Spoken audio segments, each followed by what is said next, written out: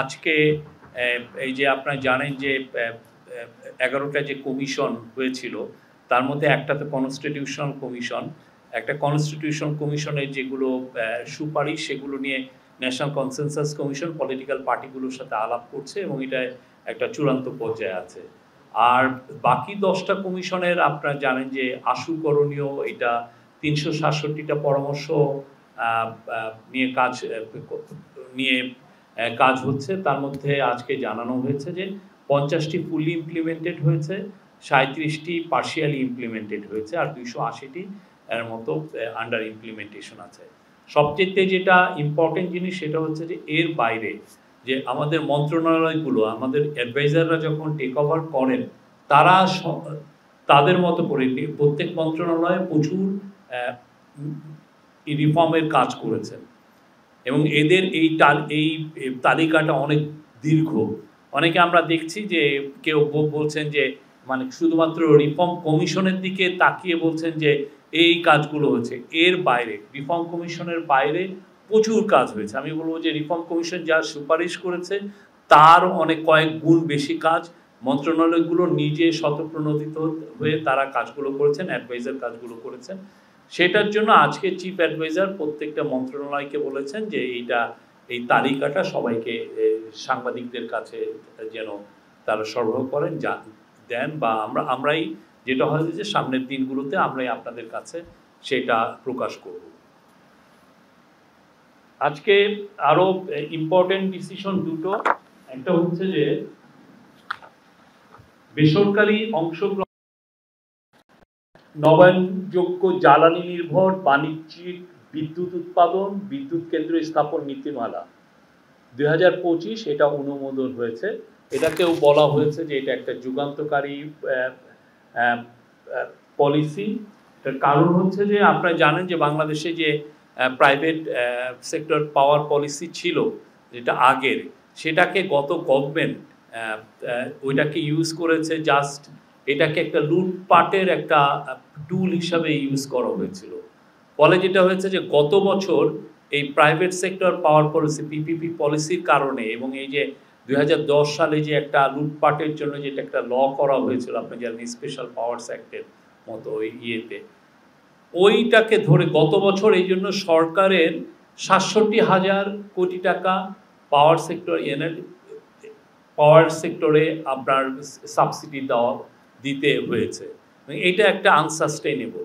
সেটাকে সামনে রেখে এই সাস্টেনেবল এই জায়গা থেকে গভর্নমেন্ট কীভাবে তার সাবসিডি কমিয়ে আনতে পারে এবং অ্যাট দ্য সেম টাইম মানুষের জন্য পাওয়ার সেক্টরের সেবাটাকে কত সহজতর এবং কম খরচে আনতে পারে, সেই জন্য এই নতুন বেসরকারি অংশগ্রহণের নবায়নযোগ্য জ্বালানি নির্ভর বাণিজ্যিক বিদ্যুৎ কেন্দ্র নীতিমালা 2025 আজকে গৃহীত হলো।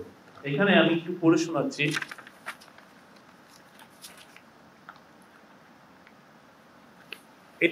এটা মূলত হচ্ছে একটা নতুন মার্চেন্ট কর্পোরেট পাওয়ার পলিসি। এর ফলে যেটা হচ্ছে এখন এই যে ফলে রিনিউয়েবল এনার্জি যেগুলো প্রডিউস করবেন সেই পাওয়ার, সেটাকে বিপিডিবি মানে পাওয়ার ডেভেলপমেন্ট বোর্ড আগে যেটা হতো যে পুরোটাই কিনে ফেলতো আইপিপিতে ওদের কাছ থেকে, এখন হচ্ছে মাত্র 20% তারা ম্যাক্সিমাম কিনবে প্রাইভেট সেক্টর থেকে। হ্যাঁ, আর বাকিটা মানে যে কোনো কোম্পানি তার পছন্দের কাস্টমারের কাছে তারা বিক্রি করতে পারবে এবং এর জন্য এই বিক্রি করার জন্য তারা যে সরকারের যেগুলো ট্রান্সমিশন লাইন আছে সেগুলো ইউজ করতে পারবেন, বাট সেই ট্রান্সমিশন লাইন ইউজ করার জন্য যেটা হচ্ছে যে তারা হুইলিং চার্জ দিতে হবে এটার জন্য, এবং এই হুইলিং চার্জটা হচ্ছে BRC, Bangladesh energy regulatory commission.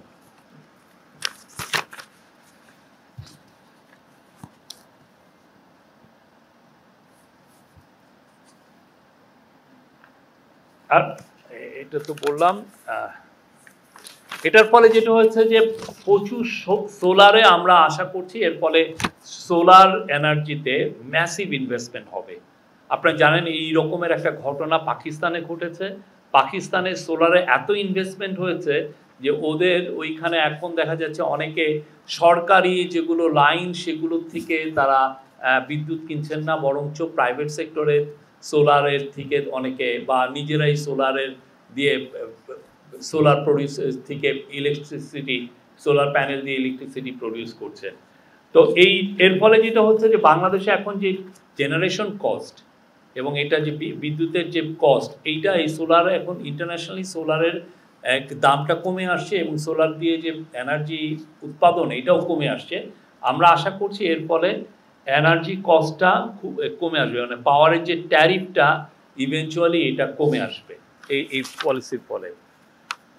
এবং এর ফলে আমাদের যে এখনই আর একটা হচ্ছে যে এর ফলে যে একটা যে যুগান্তকারী চেঞ্জ আসবে বা ইনভেস্টমেন্ট হবে, এর ফলে আপনি জানেন যে বাংলাদেশের এখনও সবচেয়ে বেশি পাওয়ার উৎপন্ন হয় হচ্ছে গ্যাস পুড়িয়ে।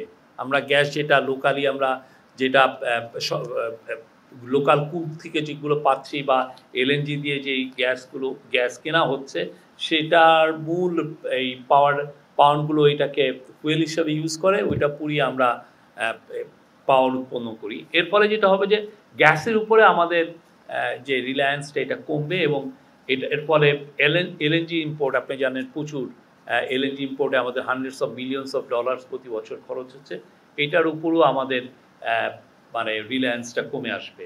এবং এর সাথে এবার এর লাভটা যেটা হচ্ছে যে আপনারা জানেন যে অন্যান্য উন্নত বিশ্বে বাংলাদেশের থেকে গার্মেন্টস ক্রয় করে, ইদানিং আমাদের অন্যান্য পণ্যগুলো ভালো করছে সেগুলো ক্রয় করে এবং তারা ইদানিং আসলে কিছু কিছু শর্তও দিচ্ছে যে তুমি যেই ফ্যাক্টরিতে যেই পাওয়ারটা ইউজ করছো সেটা যেন রিনিউয়েবল এনার্জি হয় বা এত % রিনিউয়েবল এনার্জি হয়। এই শর্ত পূরণ হবে এই পলিসির কারণে।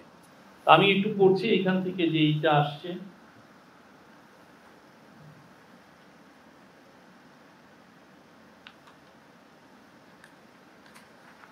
প্রস্তাবিত এই নীতিমালার মাধ্যমে বেসরকারি খাতের একজন উদ্যোক্তা নবায়নযোগ্য কোনো উৎস দ্বারা বিদ্যুৎ উৎপাদন করে রপ্তানিমুখী কোনো শিল্প প্রতিষ্ঠানে পারস্পরিক সম্মত মূল্যে বিদ্যুৎ বিক্রি করতে পারবে। মানে আপনি আপনার আরেকটা ফ্যাক্টরিকে আপনি বিক্রি করতে পারবেন। এক্ষেত্রে সরকার নির্দিষ্ট ট্যারিফ চার্জের বিনিময়ে বাণিজ্যিক বিদ্যুৎ বিক্রেতা ও ক্রেতাকে তার গ্রিড সঞ্চালন ও বিতরণ অবকাঠামো ব্যবহার করার সুযোগ প্রদান করবে। প্রস্তাবিত নীতিমালাতে মোট 9টি অধ্যায় এবং 2টি পরিশিষ্ট রয়েছে।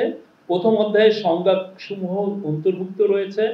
দ্বিতীয় অধ্যায়ে বাণিজ্যিক বিদ্যুৎ কেন্দ্র বা মার্চেন্ট পাওয়ার প্ল্যান্ট স্থাপনের অনুসরণী পদ্ধতি এবং শর্তাবলী রয়েছে।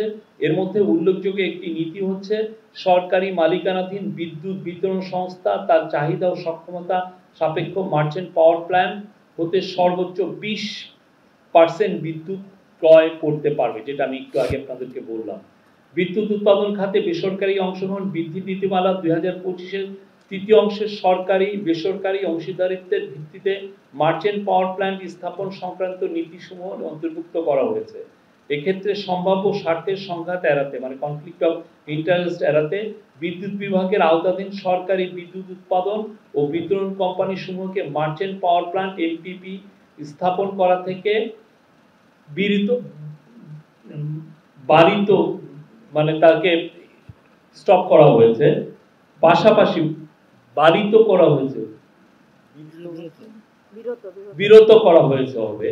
পাশাপাশি অন্য সকল রাষ্ট্রায়ত্ত প্রতিষ্ঠান কোম্পানি সমূহকে বেসরকারি উদ্যোক্তাদের সাথে অংশীদারিত্বের ভিত্তিতে মার্চেন্ট পাওয়ার প্ল্যান্ট স্থাপনের সুযোগের ব্যবস্থা রাখা হয়েছে। প্রস্তাবিত নীতিমালার পঞ্চম অধ্যায়ের আওতায় মার্চেন্ট পাওয়ার প্ল্যান্ট স্থাপনকারী বিনিয়োগকারীগণের যোগ্যতা ও অযোগ্যতা নির্ধারণ করা হয়েছে। সম্ভাব্য বিনিয়োগকারীগণের মধ্যে বাংলাদেশ সরকারের নিকট আর্থিক দায় আছে, বাংলাদেশ ব্যাংক কর্তৃক ঋণ খিলাপি ঘোষিত এবং কোনো বিদেশি সরকারি বা বাংলাদেশ সরকারের কোনো প্রতিষ্ঠান দ্বারা বাড়িত কোনো ব্যক্তি প্রতিষ্ঠান মার্চেন্ট পাওয়ার প্ল্যান্ট যোগ্য হিসেবে বিবেচিত হবেন না মর্মে প্রস্তাব করা হয়েছে। আমার মনে হয় এটাই এই নীতিমালাটি বাস্তবায়িত হলে গ্রহণযোগ্য জ্বালানি ব্যবহার করে বিদ্যুৎ উৎপাদন ও বিক্রয় করার ক্ষেত্রে বেসরকারি খাতে একটি প্রতিযোগিতামূলক বাজার সৃষ্টি হবে। এর ফলে দেশের রপ্তানিমুখী শিল্পসমূহ নবায়নযোগ্য ও পরিচ্ছন্ন জ্বালানি ব্যবহার করে পণ্য উৎপাদনের ফলে ইউরোপ ও অন্যান্য গন্তব্যে প্রতিযোগিতামূলক মূল্যে পণ্য রপ্তানি করতে পারবে। বেসরকারি খাতে এরূপ মার্চেন্ট পাওয়ার প্ল্যান্ট স্থাপনের ফলে বিদ্যুৎ ক্ষেত্রে নতুন কর্মসংস্থান এবং বিভিন্ন আনুষঙ্গিক বাণিজ্যিক সংযোগ সৃষ্টির সম্ভাবনা তৈরি হবে। এটা আজকে এই প্রস্তাবটি সর্বসম্মতভাবে গৃহীত হয়, অনুমোদিত হয়। আর আজকে আর একটা বড় মেজর ছিল হলো যে আইসিটি অ্যাক্টের অ্যামেন্ডমেন্ট হয়েছে। সে অ্যামেন্ডমেন্টের কারণে এটার ফলে যেটা হচ্ছে, যারা আইসিটি মামলায়, যারা মানবতা বিরোধী মামলায় যারা অভিযুক্ত হবেন, তারা আর কোনো ইলেকশন করতে পারবেন না, অভিযুক্ত যারা হবেন। সেটা একটা আজকে ডিসিশন ছিল। Thank you. দাঁড়ান, এইটা আমি পড়ে শোনাচ্ছি। এই অধ্যাদেশটির মাধ্যমে international crimes tribunal act 1973 section 20C যুক্ত করা হয়েছে। নতুন সংযোজিত ধারা অনুযায়ী কোনো ব্যক্তির বিরুদ্ধে উক্ত আইনের সেকশন 9(1) এর অধীনে আনুষ্ঠানিক অভিযোগপত্র ফর্মাল চার্জ দাখিল হলে তিনি সংসদ সদস্য হিসেবে নির্বাচিত হওয়া বা বহাল থাকার অযোগ্য হবেন। একইভাবে তিনি স্থানীয় সরকার পরিষদ বা প্রতিষ্ঠানের সদস্য, কমিশনার, চেয়ারম্যান, মেয়র বা প্রশাসক হিসাবে নির্বাচিত হওয়া বা বহাল থাকার অযোগ্য হবেন। এমনকি প্রজাতন্ত্রের চাকরিতে নিয়োগ পাওয়া বা অন্য কোনো পাবলিক অফিসে অধিষ্ঠিত হওয়ারও অযোগ্য হবেন।